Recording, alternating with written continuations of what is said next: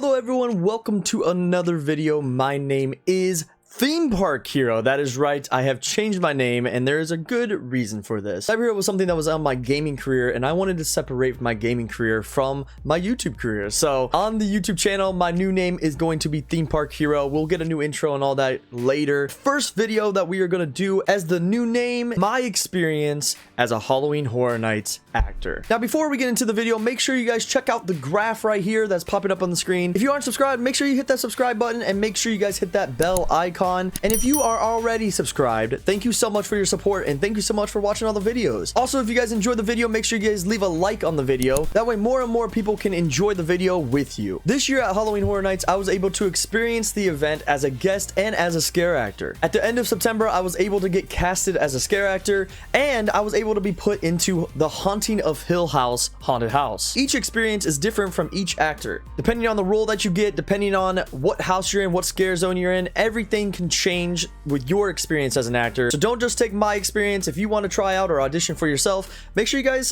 do it when those auditions come out. As well, if you're very interested in acting, there are a ton of different audition roles that go on throughout the year at Universal and other theme parks. So make sure you guys check those out. But as some of you guys know, I was very thrilled to become a part of Horror Nights this year. I've gone the last, I think, 4 or 5, 6 years, 7-ish years, I think, since I moved to Florida, and I have absolutely loved it and have not missed a year since. I've always wanted to actually try out and become a scare actor, a Horror Night scare actor. This year, I took my shot. I auditioned.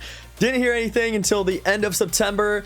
Pretty much the beginning, the first week of October, I think, is when I actually started. So I only did it for a month compared to other people that have already done it all September. Universal does do their auditioning a little bit different than some theme parks. Universal bases their decision more on looks and more on the type of personality you have to fit certain roles than your actual acting experience. For me, I was lucky enough to get into the Haunting of Hill House haunted house, and I was actually casted as the Clockwork Ghost. If you guys don't remember from the series, the Clockwork Ghost was the turning point for Steven when he actually realized that ghosts were real. This character was a red character. In Horror Nights, any character that has a red square or red outline around the name of the character, the audition, or the role, that house cannot operate without that role in the house. When it comes to Netflix has a lot of stipulations and a lot of rules that they have when regarding to a haunted house at Halloween Horror Nights. At first, when I got this role, of course, I was like, oh my gosh, the Clockwork Ghost, someone that literally was in like 2 episodes of the series.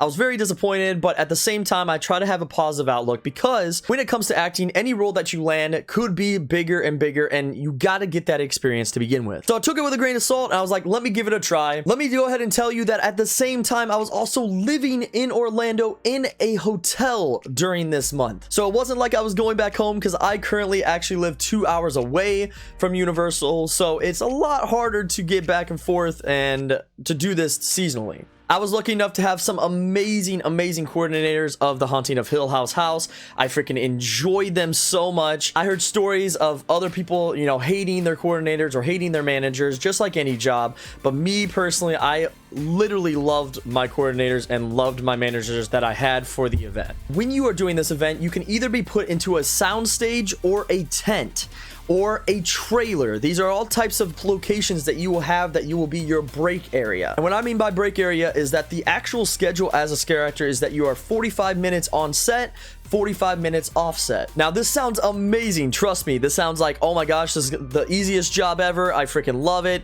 No. Let me get to the rest of this. What I mean by this is 45 minutes on the set is actually very tough because it's physical work. You're jumping out, you're scaring, you're acting, you're sweaty, you're all over the place. 45 minutes actually feels like you are acting for almost 4 hours based on how much you do. You actually jump out every 5 seconds or less depending on your role. As you know, going as a guest, you sometimes catch scares ahead of you or you'll miss scares behind you. That is the reason why, because of how many people attend this event, there's no possible way you can scare every single person. So scare actors are actually on a time where they jump out either every 3 seconds, every 5 seconds to scare as many people as possible and give the best experience that we can with that many people. Imagine just jumping out, doing your acting or whatever you're doing, you know, to scare people every 5 seconds. Yes, this gets tiring, and this makes the 45 minutes seem like an eternity. One thing my coordinators would definitely let you know, though, and tell everyone that is interested, when they say it is time to be on set or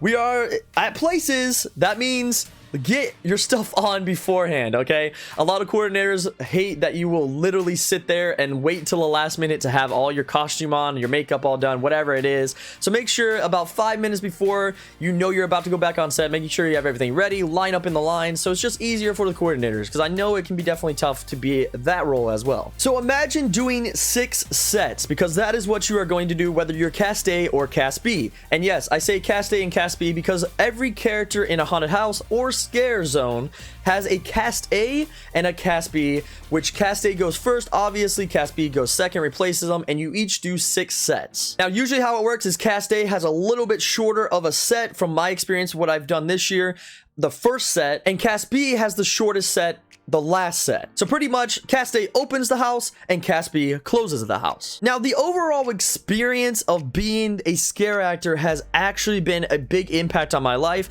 It has changed a lot of what I view and a lot of what my overall goals have been in life. It has changed. It has made me think of stuff that maybe I wasn't interested in, that I'm like, you know what, I freaking love this. For me, one of the things that always stuck out to me is I always wanted to be a scare actor and I always wanted to work at a theme park, but I had never worked there.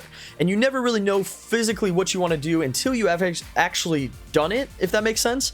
So doing this experience actually made me open my eyes and figure out that, you know, something like this is maybe something that I really enjoy and I really would like to have a future career in. I'll go ahead and list some pros before I get to some cons of the event, because obviously every job has a con, but when it comes to the pros, I loved acting, I loved scaring people, you know, seeing people fall on the ground, seeing people jump, having a grown man act all hard and literally scare him, was actually amazing. Especially coming from a character where I didn't really have makeup, I didn't really look scary, I looked like an old man if you guys know the series, making sure my acting was good enough where I either was really quick or whatever it is, put my hand up or whatever it was to actually scare people. I literally enjoyed the hours. I actually enjoyed the event. I liked being a part of it. I liked my managers. I liked my coordinators. I liked how Universal treated everyone. I honestly loved the experience. Another pro is obviously when you get into Horror Nights, you become a professional actor, and what I mean by that is you are now a paid actor, which looks good on any acting resume, especially with a big brand like Universal Studios. This also helps you with future endeavors and future auditions at Universal, having that Universal experience at Halloween Horror Nights,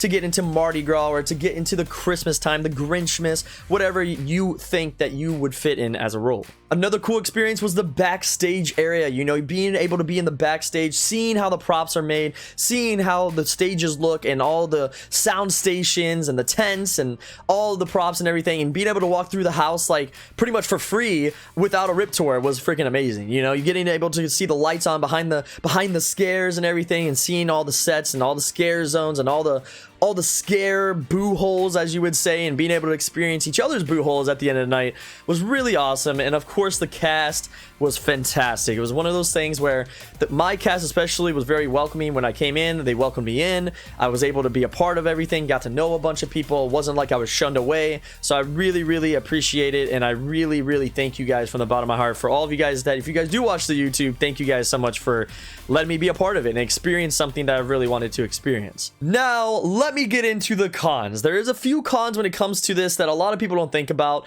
and some people might never know until they actually do it. And the main one that sticks out to me is guests. And what I mean by that is not all guests, but there is some guests that are just plain right dumb. There was a lot of guests that would act out of hand, or they would try to scare you, or they would try to touch you or grab you. There's always going to be crazy people at any event that you work at any job that you have. And with this event in particular, there's a lot of people that will try to grab you, spit on you, punch you, whatever it is, because they're getting scared. So there's just a lot of things you have to deal with as a scare actor, especially if you work in the scare zones. In the houses, we have the vinyl, we have our boo hole we can retreat to, we have managers right there. But at scare zones, it's a little bit different because you kind of are walking around by yourself, and if something happens, you kind of have to go find a manager or find a stage director, whatever it is, to actually handle the situation. One downside about the house, if you are a very creative actor like myself and you want to put a lot of your own acting into it, sometimes haunted houses can restrict you on that.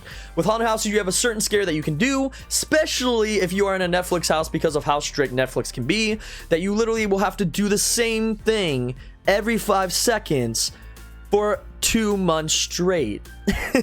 So there is some downside to being a scare actor in a haunted house. As for scare zones, they do have restrictions as well, but you have a little bit more freedom, I feel like, in the way you scare in scare zones, unless, again, it is an IP like the Chucky scare zone or something like that, where you will have a little bit more restriction because it's an IP property. One thing a lot of people don't think about when it comes to scare actors is obviously it is tiring and the hours are crazy. If you're not one of those people that love staying up till 2, 3 a.m. in the morning, sometimes 4 or 5 by the time you actually shower, eat, and everything before you go to bed, this may not be for you. Me personally, I stay up pretty late anyway. Yes, it was very hard on my body, you know, staying up till like 4 or 5 some nights. Now has opened my mind that I'm kind of more willing to work like afternoon night shifts at jobs instead of morning shifts because I got to sleep in, so which was very nice. Another thing is the physical labor that goes into scare acting, whether you're out on the streets, whether you're in the house, no matter what, you're moving constantly, you're acting constantly, so no matter what, you're going to get tired. Your body is going to ache, your body is going to be sore, especially like I think the whole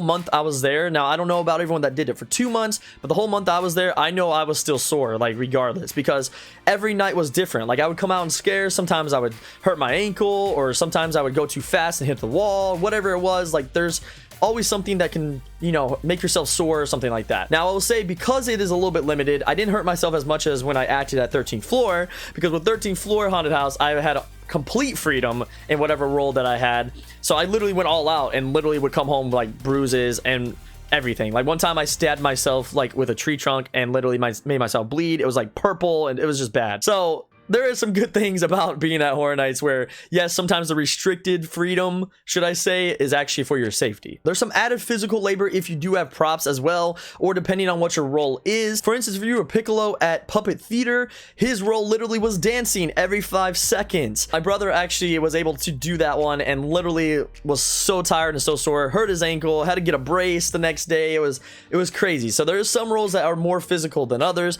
It depends on what role you look like that Universal puts you in. Also, depending on the props that you have, whether you're holding a chainsaw, whether you're doing anything else, sometimes you have to go through a actual physical test, meaning you have to do push-ups a certain number, you have to do sit-ups a certain number, you have to do wall sits a certain time. This allows you and Universal to know that if you are able to hold a chainsaw for 45 minutes at a time, 6 times a day. And another role that you can get as well that can be good or bad depending on how you view it is alternates. Alternates are pretty much the people that help the event run when people call out. The role that goes in and you fill a bunch of roles in different houses, different scare zones. So that is definitely a positive if you are a very versatile actor, or if it's something that you don't want to get bored with the same role. The experience at Halloween Horror Nights was fantastic for me. I will always try to do it again. I'll figure it out. Just I will not live in a hotel again because that was absolute crap. I will not do that ever again. I felt like I was trapped in a prison. I highly recommend you try out for Universal's Halloween Horror Nights next year. If you guys enjoyed this video, thank you so much for watching, and make sure you guys hit that subscribe button. Again, it does help the channel a lot. You don't want to miss my next video. Check out this video right here because it's what YouTube recommends, or you can check out this video because that's what I recommend, and if you know the hero recommends it, you know you're gonna like this one. Thank you guys so much, and I hope you enjoy your next adventure at a theme park. Until then, I will see you in the fog.